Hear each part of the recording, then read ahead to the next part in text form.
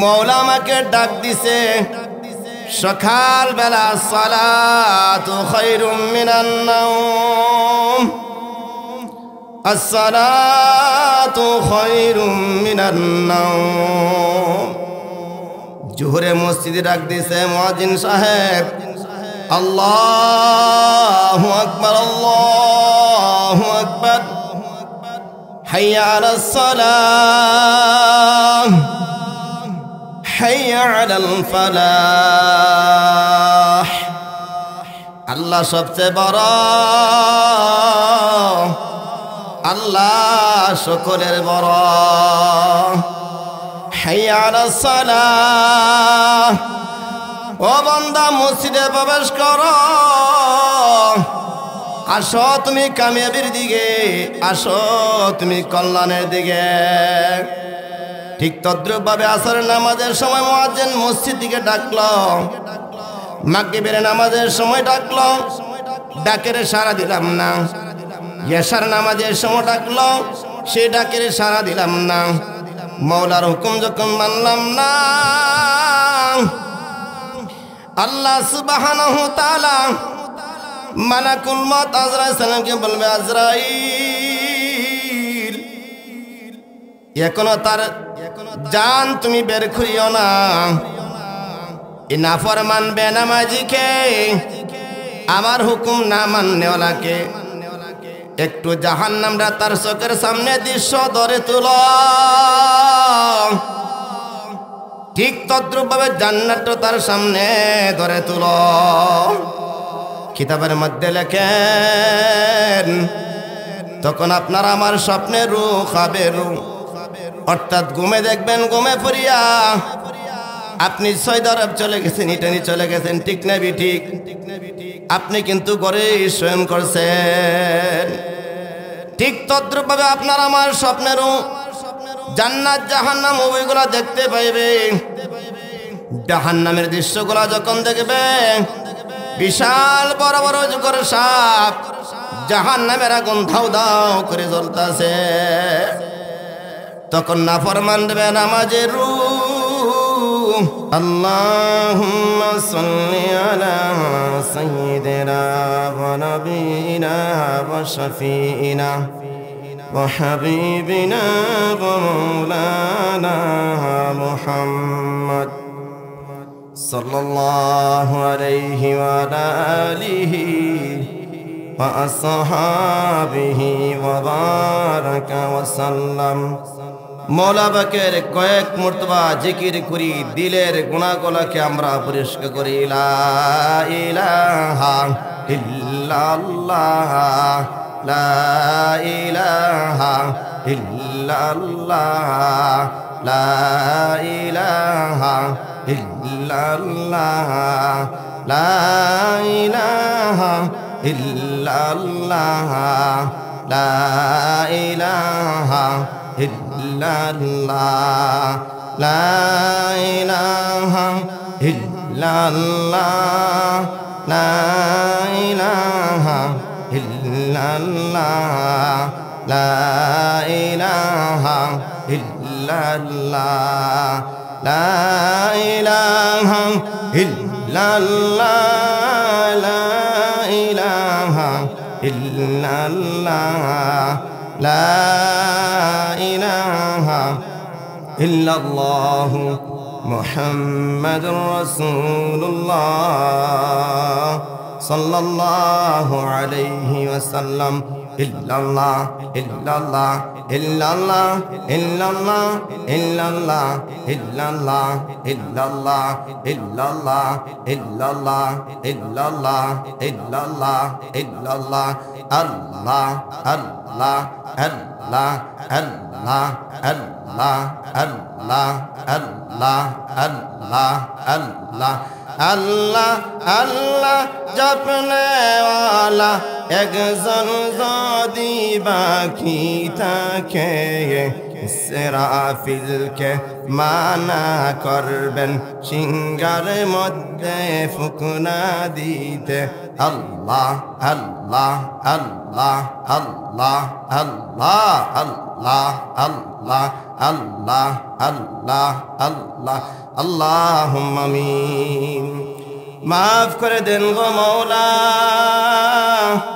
মাফ করিয়া দেন, ক্ষমা করে দেন গো মওলা, ক্ষমা করে দেন। আপনি যদি মাফ না করেন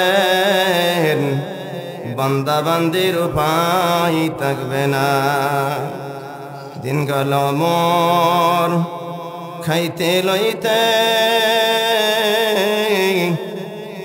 রাত গেল আমাদের সকলের ঘুমাইতে ঘুমাইতে। কবর হাসের ফুলসরাতের মিজানের নেখামল তো কিছুই করতে পারলাম না। ও মাবুদ, এক ফোঁটা না পাক পানি দেয়া বনি আদমকে বানাইয়া এই দুনিয়াতে খাওয়ায়া লয়া কিছুদিন ঘুরাইয়া ফিরাইয়া সময় হলে অন্ধকারে খবর নিবেন চলিয়া। দুনিয়ার কামাই দুনিয়াতে পরে থাকবে, কবরে হাসরে ফুলসরাতের মিজানে নেক আমল ছাড়া কিছুই চলবে না। ও ঘরের মা বোনেরা গো, আমাদের সঙ্গে হাত তুলেন, মওলার দরবারে দু হাত তুলে কান্দেন। কান্না জুনা আসে গো মা, মন্দিরে বোঝাওয়ারে মান। একদিন তুই ঘরের দরজা দিয়া নতুন বধূ হইয়া তুমি ঘরে প্রবেশ করেছিলা। কত মানুষ তোমাকে শরবত পান করাইত, কত মানুষ তোমাকে দেখতে আসত, কত মানুষ তোমাকে হাত পাকা দিয়া বাতাস করত। আবার একদিন আসবে গো মা, সেই ঘরে দরজা দিয়া মরালা বের হইবা।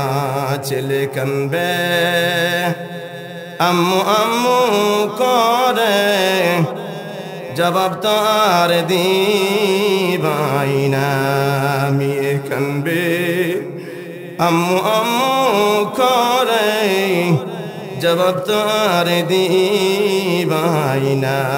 ও মুসাফির বান্দা গাটুরি বহগরে রোয়ানা, আজ भी जाना कल भी जाना, খবর আখেরি ঠিকানা। দরজা নাই রে জানালা নাই রে কবরে, বাতি নাই রে সাথী নাই রে কবরে। মাবুদ গো, এই মাহফিল কানি পুরা এলাকার হেদায়েতের জন্য আপনি কবুল আর মঞ্জুর করে নেন। আল্লাহ, যারা মাহফিল আসছে, যারা আসছেন আল্লাহ সকলকে আল্লাহ হেদায়েতের জন্য আপনি কবুল আর মঞ্জুর করে নেন। আল্লাহ আজকে যে সমস্ত মওলা দাওয়াতি মেহমানগণ মওলা আসতেছে, সকলকে সহি সালামত আসার তৌফিক দান করিয়েন। সুবহান রাব্বিকা রাব্বিল ইজ্জাতি আম্মা ইয়াসিফুন ওয়া সালামুন আলাল মুরসালিন, আলহামদুলিল্লাহি রাব্বিল আলামিন। বৈশর উত্তর পশ্চিম পাড়া বাইতুন জামে মসজিদের উদ্যোগে ইসলামী মহাসম্মেলনের মহামান্য সভাপতি সহসভাপতি দীঘার ওলামা একরাম, পর্দার আড়ালে বসা অত্যন্ত আবেদা সলেহা পর্দানিসীন দিনদার পর্দানিসীন মা ও বোনেরা, সর্বপ্রথম রব্বুল আলামিনের শুকরিয়া আদায় করছি যে রব্বুল আলামিন আপনাদেরকে আমাকে, যদিও শীত তারপর শীতের মৌসুমে আখিরাতকে রক্ষা করিয়া আখিরাতের সওয়াবের প্রতি খেয়াল করিয়া আশা এবং বসার তৌফিক দান করেছেন। সে রব্বুল আলামিনের কালিমাতুর শুকুর একবার অন্তর থেকে আদায় করুন, আলহামদুলিল্লাহ। আমি আপনাদের সম্মুখে রব্বুল আলামিনের পবিত্র কালামুল্লাহ শরীফ থেকে একখানা আয়াত তেলাওয়াত করছি। রাসূলুল্লাহ সাল্লাল্লাহু আলাইহি ওয়াসাল্লামের অসংখ্য অগণিত হাদিস থেকে একখানা হাদিস পেশ করেছি। আল্লাহ সুবহানাহু ওয়া তাআলা আমাকে তৌফিক দিলে আয়াত এবং হাদিসকে সামনে রাখিয়া সর্বপ্রথম নিজে যেন আমল করতে পারি, আপনাদেরকে আমলের নিয়তে এই গুনাহগার নালায়েকের জবান থেকে কয়েকটি আমলি কথা বের হওয়ার তৌফিক দান করুক। ওমা তৌফিক ইল্লা বিল্লাহ। আমি আপনাদের সম্মুখে যে আয়াত তেলাওয়াত করলাম, তেলাওয়াতকৃত আয়াতে আল্লাহ সুবহানাহু ওয়া তাআলা গোটা পৃথিবীর সমস্ত মানুষকে, সমস্ত জাতিকে এই কথার দাওয়াত দিচ্ছেন, এই কথা ঘোষণা করছেন, এই কথা জানাই দিচ্ছেন, কুল্লু নাফসিন যায়িকাতুল মউত, প্রত্যেকটি প্রাণী মরণশীল। মৃত্যুর দিকে প্রতিটা প্রাণী যতই চেষ্টা করুক না কেন, যতই সে ফিকির করুক না কেন, তদবির করুক না কেন, মরণ থেকে সে পালাইতে পারবে না। ঠিক না বেঠিক? এই জন্য আমার সকল ভাইদেরকে বলবো, এই জন্য আমার বাবাদেরকে বলবো, আলোচনার শুরুতে সকলকে একটু খেয়াল করে আলোচনা শ্রবণ করার জন্য অনুরোধ থাকবে। আল্লাহ আল্লাহ বুজুর্গরা ওই দিকে ইঙ্গিত করেন, ওই দিকে ইশারা করেন। খেয়ালে আউলিয়া বেখিয়ালে দেউলিয়া। ও আমার বাবারা, ভাইয়েরা, খেয়াল করে যদি আপনি আলোচনা শ্রবণ করতে পারেন, আলোচনা শুনতে পারেন, দিলের কান লাগায় যদি আপনার আলোচনা শ্রবণ করতে পারেন, আমার আল্লাহ সুবহানাহু ওয়া তাআলা বৈশর উত্তরপাড়া বাইতুল নূর জামে মসজিদের এই মাহফিল থেকে আল্লাহর ওলি বানায়া গড়ে প্রত্যাবর্তন করবেন। বলেন না সুবহানাল্লাহ। যদি খেয়াল না করে আলোচনা শ্রবণ করেন আর শুনেন, বাহিরের বাহ্যিক দৃষ্টির কান্দে যদি আপনি আলোচনা শ্রবণ করেন, ওই আলোচনা দিয়ে আপনার যতটুক ফায়দা পাওয়ার দরকার ছিল, লাভবান হওয়ার ছিল, এতটুকু কিন্তু লাভবান হইতে পারবেন না। যে আলেম যা আলোচনা করবেন এই নিয়তে বসে যাবেন যে আজকে যা আলোচনা হবে আমি তা পরিপূর্ণ আমল করব ইনশাআল্লাহ। আপনার মধ্যে কিছু না কিছু আমল অবশ্যই আসবে। এই জন্য সকল ভাইদেরকে আমি অনুরোধ করে বলবো, খুব মনোযোগ সহকারে আলোচনা শুনবেন। আল্লাহ সুবহানাহু ওয়া তাআলা আপনাকে আমাকে এই দিকে দাওয়াত দিচ্ছেন যে মৃত্যু থেকে কোনো মানুষ পলায়ন করতে পারবে না। আল্লাহ, মনে অত্যন্ত কষ্ট লাগে, আবার অনেক মায়া লাগে। সকলে জানেন, সকলের পরিচিত শ্রদ্ধাভাজন, কারো ভাই, কারো চাচা। আমার যে চাচা ছিল কিছুদিন আগে, মরহুম রাসূল আলী সাহেব, এই মসজিদের জন্য অনেক চেষ্টা করছে। ঠিক না বেঠি? ওনাকে নিয়ে একটু ফিকির করেন, ওনাকে নিয়ে একটু চিন্তা করেন। একদিন তো এরকম আমারও লাশের কবর হবে। যেদিন মরহুম রাসূল আলী সাহেব দুনিয়া থেকে মওলার হুকুমে বিদায় নিয়ে গেল, ওনার মৃত্যুর কবর পাওয়ার সঙ্গে সঙ্গে মসজিদের মাইকে ওনার মৃত্যুর সুসংবাদ দেওয়া হচ্ছে। ঠিক না বেঠি? আর কিছু মানুষ কবরস্থানে চলে গেছে কবর খনন করার জন্য। সকলের মন রে বোঝারে মন, এরকম লেরসালির মতন আমার তো একদিন কবরে যাইতে হবে। কয়েকজন মানুষ কবরস্থানে চলে গেল খবর খনন করার জন্য। আর কয়েকজন মানুষ বাজারে চলে গেল কাপড় আনার জন্য। নিয়ম অনুযায়ী পুরুষের জন্য 3টা কাপড়। মা বোনের আপনারা একটু খেয়াল করবেন, আপনারা একটু লক্ষ্য করবেন। মহিলাদের নিয়ম অনুযায়ী 5টা কাপড়। ও ফাতেমা, ও রাবিয়া, ও জোহরা, ও আব্দুল করিম, ও রেজাউল করিম, প্রত্যেকের তো একদিন এরকম মসজিদের মাইকে এলান হবে। কিছুদিন আগে মরহুম রাশেদ আলী মিয়া সাহেবের মসজিদের মাইকে এলান হচ্ছে। এমন একদিন আসবে আমারও তো এলান হবে, আমার কাপড়ের জন্য বাজার যাইবে। বাজার থেকে কাপড় নিয়ে আসলো।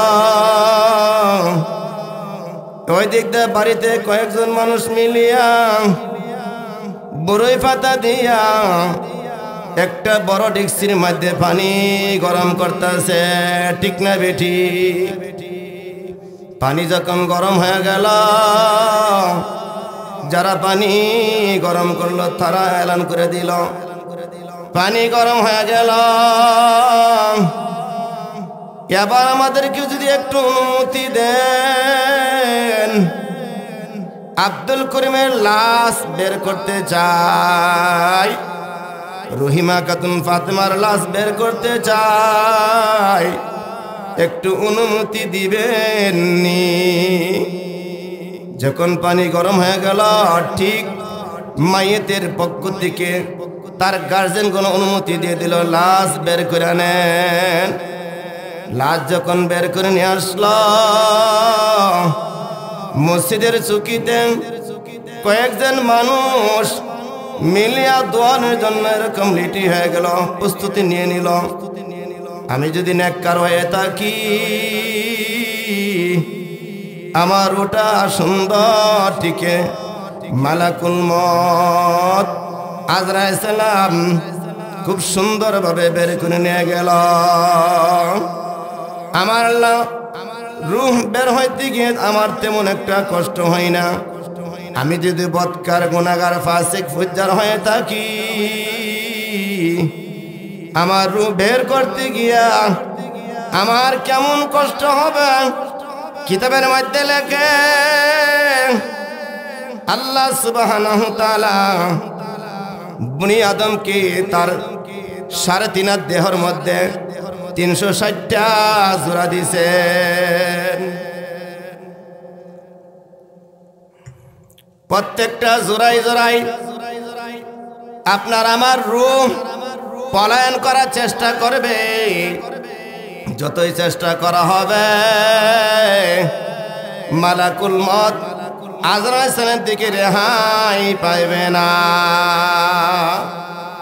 নেককার হয়ে থাকলে সমস্যা নাই, আনন্দের সাথে রূহ বের হইতে পাগল হয়ে যাইবে। আর যদি মওলার হুকুম না মানিয়া থাকি, মওলা আমাকে ডাক দিছে সকাল বেলা, সালাতু খায়রুম মিনান নাওম, আসসালাতু খায়রুম মিনান নাওম। জোহরে মসজিদে ডাক দিছে মুয়াজ্জিন সাহেব, আল্লাহু আকবার, আল্লাহু আকবার, হাইয়া আলাস সালাহ, হাইয়া আলাল ফালাহ। আল্লাহ সবচেয়ে বড়, আল্লাহ সকলের বড়। হাইয়া আলাস সালাহ, ও বান্দা মসজিদে প্রবেশ করো, আসো তুমি কামিয়াবির দিকে, আসো তুমি কল্যাণের দিকে। ঠিক তদ্রুপভাবে আসরের নামাজের সময় মুয়াজ্জিন মসজিদ দিকে ডাকলো, মাগরিবের নামাজের সময় ডাকলো, ডাকের সাড়া দিলাম না। এশার নামাজের সময় ডাকলো, সে ডাকের সাড়া দিলাম না। মওলার হুকুম যখন মানলাম না, আল্লাহ সুবহানাহু ওয়া তাআলা মালাকুল মউত আজরাইল সালামকে বলবে, আজরাইল এখনো তার জান তুমি বের করিও না। এই নাফরমান বেনামাজিকে, আমার হুকুম না মাননেওয়ালাকে একটু জাহান্নামরা তার চোখের সামনে দৃশ্য ধরে তুল, ঠিক তদ্রূপভাবে জান্নাত তার সামনে ধরে তুল। কিতাবের মধ্যে লেখেন, তখন আপনার আমার স্বপ্নের রূহ খাবে রূহ, অর্থাৎ ঘুমে দেখবেন, ঘুমে পড়িয়া আপনি সৌদি আরব চলে গেছেন, ইটালি চলে গেছেন, ঠিক না ঠিক? আপনি কিন্তু ঘরে শয়ন করছেন। ঠিক তদ্রূপভাবে আপনার আমার স্বপ্নের জান্নাত জাহান্নাম উভয়গুলা দেখতে পাইবে। জাহান্নামের দৃশ্যগুলা যখন দেখবে, বিশাল বড় বড় যুগের সাপ, জাহান্নামের আগুন ধাউ ধাউ করে জ্বলতাছে। তখন নাফরমান বেনামাজের রূহ বের হইতে চাইবে না।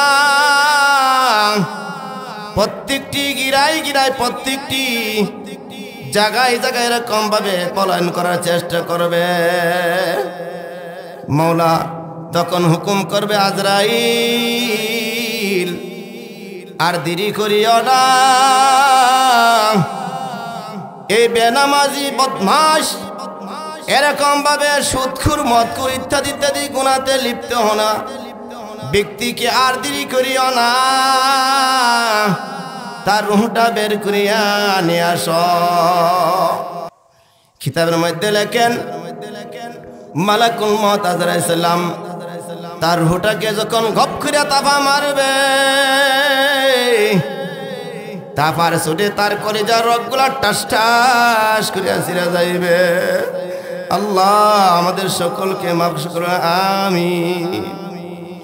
তার রূহটা যখন নিয়ে যাইবে, লাশটা যখন বের করে তাকে দোয়াইতে শুরু করবে, একটু গরম পানি দিলে আর সহ্য করতে পারবে না। তখন বেনামাজির ওই স্বপ্নের রূহ খাবেরও বলবে, ভাই আমাকে তো বেশি কষ্ট দিও না, আমাকে তো বেশি গরম পানি ডালিও না, আমি তো সহ্য করতে পারি না। মালাকুল মউত আজরাইল সালামের তাফার মাধ্যমে আমার কলিজার রগগুলো টাস ঠাস করে ছিঁড়ে গেছে। আমাকে একটু নরমাল ভাবে তোমরা দোয়াও। ঠিক যখন দোয়ানি শেষ হয়ে যাইবে, দোয়ানির পর নিয়ম অনুযায়ী আমি যদি পুরুষ হয়ে থাকি, 3টা কাপড় দিয়ে আমাকে পেঁচাইবে, ঠিক না ঠিক? মহিলাদেরকে 5টা কাপড় দিয়া জানাজার জন্য তৈয়ার করবে। 3টা কাপড় দেওয়া পুরুষকে জানাজার জন্য তৈয়ার করার পর পায়ের দিকে একটা বান দিবে, মধ্যস্থলে একটা বান দিবে, মাথার মুষ্টিতে একটা বান দিবে, ঠিক না ঠিক? তখন আপনার আমার স্বপ্নেরও বলবে,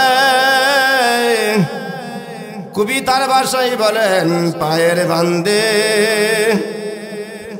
বোঝা গেল ওরে মন, আর কোনো দিন হেঁটে চলার শক্তি নাই। মাজার বান্দে বোঝা গেল ওরে মন, আর কোনো দিন উঠে বসার শক্তি নাই। মাথার বান্দে বোঝা গেল ওরে মন, আর কোনো দিন মাথা লাড়ার শক্তি নাই। মাথার মুষ্টির বান যখন দিবে, তখন আপনার আমার স্বপ্নের বলবে, ও ভাইরা আমার মুখখানি একটু খোলা রাখো, এখন আমার কিছু আত্মীয় স্বজন রয়ে গেছে, শেষবারের মাথায় আমার চেরাকানি আত্মীয় স্বজনকে দেখাই দাও।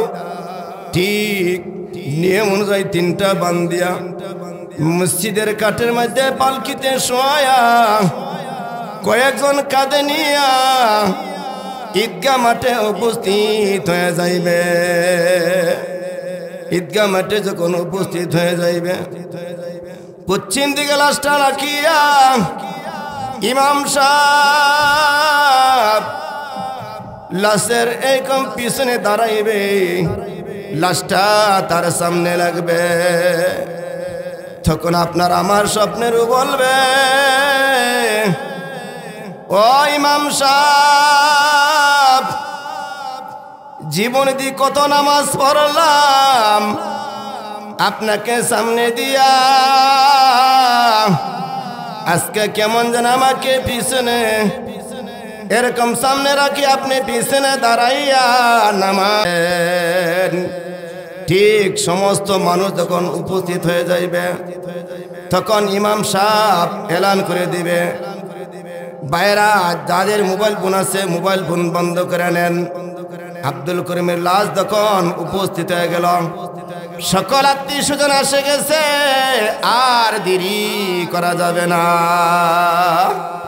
ইমাম সাহেব সকলকে কাতার সোজার করিয়া আল্লাহু আকবার বলি একটা তাকবীর দিবে, দ্বিতীয় তাকবীর, তৃতীয় তাকবীর, চতুর্থ তাকবীর দিকে ডান দিকে সালাম দিবে, আসসালামু আলাইকুম ওয়া রাহমাতুল্লাহ। বাম দিকে সালাম দিবে, আসসালামু আলাইকুম ওয়া রাহমাতুল্লাহ। ইমাম সাহেব তার বাসা দিয়ে বলে দিবে, যাও রে আব্দুল করিম যাও, যাও ফাতেমা খাতুন, রহিমা খাতুন যাও, জীবনের শেষ বিদায় তোমাকে দিয়ে দিলাম। ইমাম সাহেব যখন এই কথা বলিয়া শেষ করিয়া বলবেন, লাশ নিয়ে যান, আর দেরি করিয়েন না, কবর নিয়ে দাফন করে ফেলেন। কয়েকজন মানুষ কাঁধে নিয়ে কবরের পশ্চিম পাশে লাগবে। কবরের পশ্চিম পাশে রাখার পর কবরে 3টা মানুষ নামবে। একজন মাথার দিকে ধরবে, আরেকজন মধ্যস্থলে ধরবে, আরেকজন পায়ের দিকে ধরবে। নিয়ম অনুযায়ী যখন ইমাম সাহেব বলবে, বিসমিল্লাহি আলা মিল্লাতে রাসূলিল্লাহ, আমি যদি নেককার হই, তখন আপনার আমার স্বপ্নের বলবে, হ্যাঁ আমি রসুলের মিল্লাতে কবরে শুয়েছি, ঠিক না বেঠিক? আমি যদি গুনাহগার হয়ে থাকি, নামাজ না পড়ে থাকি, মাওলার হুকুম না মানে থাকি, তখন আপনার আমার স্বপ্ন বলবে, না না না, ইমাম সাহেব যতই বলতেছেন আমি রসুলের মিল্লাতে কবরে শুই না, আমি ফাসেক ফুজ্জার গুনাহগারদের মিল্লাতে কবরে শুইলাম। তখন নিয়ম অনুযায়ী পাশের মানুষ বলতে থাকবে, আব্দুল করিমের কবরটা খুব সুন্দর হচ্ছে, তার কবরে ঘরটা খুব সুন্দর হচ্ছে, আমি যদি নেককার হয়ে থাকি ঠিক হয়ে আমার কবর সুন্দর হবে, যদি গুনাহগার হয়ে থাকি তখন দেখব আমার কবরে সাপ বিচ্ছু আসিয়া ভরপুর হয়ে গেছে। তখন আমাকে কবর লাগলে আস্তে আস্তে যখন পায়ের দিক দিয়ে সারগুলা দিবে, পায়ের দিকে যে মানুষটা ছিল সেই মানুষটা আস্তে করে উঠে যাইবে। মাথার দিকে যখন চারগুলা যে যাইবে, মাথার দিকের মানুষটা উঠে যাইবে। তখন আপনার আমার স্বপ্নে মনে করবে, মনে হয় মধ্যস্থলে যেই লোকটা আছে সে মনে হয় আমার সঙ্গী হইয়া কবরে থাকবে। তার দিকে যখন চারগুলা যে যাইবে, বাসগুলা যখন যে যাইবে, ওই লোকটা লাভ দিয়ে কবর তুলবে, কিতাবের মধ্যে লেখেন। তখন আপনার আমার স্বপ্নেরও ঘপ করে পাওয়ার মাঝে দরবার বলবে, ও ভাই আমাকে আযাবের কবরে রাখিয়া কোথায় যাও? কবর আযাব আমি সহ্য করতে পারবো না। ও আমার বাবারা ভাইরা, প্রত্যেকে একটু কবরকে সামনে রাখিয়া, জাহান্নামকে সামনে রাখিয়া প্রত্যেকের জীবনকে গড়াই, নতবা কিন্তু উপায় নাই, উপায় নাই। যে কবর আপনার কেউ থাকবে না, তাও কিন্তু আমার কোনো কথা না। আল্লাহ সুবহানাহু ওয়া তাআলা কোরআনের মধ্যে বলে দিয়েছেন, ময়দানে মাশরে আপনার কোনো সঙ্গী হবে না, কবরে কোনো সঙ্গী হবে না, সঙ্গী হবে নেক আমল। আল্লাহ নিজে বলেন, ইয়াউমা ইয়াফিরুল মারউ মিন আখিহি ওয়া উম্মিহি ওয়া আবিহি ওয়া সাহিবাতিহি ওয়া বানিহি। আপনার বন্ধু কোনো কাজে আসবে না, আপনার ভাই কোনো কাজে আসবে না, আপনার মা বাবা কোনো কাজে আসবে না, একমাত্র কাজে আসবে নেক। আল্লাহ সুবহানাহু ওয়া তাআলা আপনাদের সকলকে আমাকে কবরের সামান নেক আমল দুনিয়াতে বেশি বেশি করিয়া কবরের শোয়ার তৌফিক দান করুন। সকলে বলেন আমিন। আল্লাহ সুবহানাহু ওয়া তাআলা যা আলোচনা করলাম, আমাকে আপনাদের সকলকে তার উপর আমল করার তৌফিক দান বলে আমিন। সর্বোপরি শেষ একটা দাওয়াত, ইনশাআল্লাহ আল্লাহ সুবহানাহু ওয়া তাআলা কবুল করলে 10ই শাওয়াল রমজানের পর আমার দাদার কালে যে বাড়ি, ওই বাড়িতে ইনশাআল্লাহ মহিলা হেফজখানা খোলা হবে। সকলের প্রতি দাওয়াত রইল। আপনাদের ছোট সন্তান 7 থেকে এরকম 6 বছর যে মেয়েগুলো আছে এগুলো দেবেন ইনশাআল্লাহ। কোরআনের হাফেজ একটা মেয়েকে বানাতে হলে অনেক লাভ, শুকরান লাভ অকরান। আমার যে মেয়ে আলহামদুলিল্লাহ হাফেজ করেছেন, আশাগঞ্জ সদর দিকে পাই 12,000 টাকা বেতন। 15 দিন যাবত অনেক রিকোয়েস্ট করতেছে দেওয়ার জন্য। আলহামদুলিল্লাহ, আল্লাহর প্রশংসা। এইবার পাই 18 জন ছাত্রীর মধ্যে ক্লাসে 1 নাম্বার। গত বছর 26 জন ছাত্রীর মধ্যে প্রথম ঢুকে 2 নাম্বার। প্রথম পরীক্ষাতে 2 নাম্বার কম পায়া 2 হয়েছে। তখন বললাম মেয়ে 1 নাম্বার হইতে হবে। আলহামদুলিল্লাহ, অঙ্কতে একটু দুর্বল ছিল। প্রাইভেট পড়ে যে ছাত্রীরা প্রথম থেকে নিয়ে 4-5 বছর 1 হয়েছে, 26 নাম্বার ব্যবধান করে 1 নাম্বার হয়েছে। সকল আলহামদুলিল্লাহ। তে এই মেয়েকে ইনশাআল্লাহ এবার রমজানের পরে আমাদের বাড়িতে হেফজখানা করা হবে। আল্লাহ সুবহানাহু ওয়া তাআলা এই মেহনতকে কবুল করুক। আমার আব্বা এবং আম্মার নামে এই মাদ্রাসা খোলা হবে।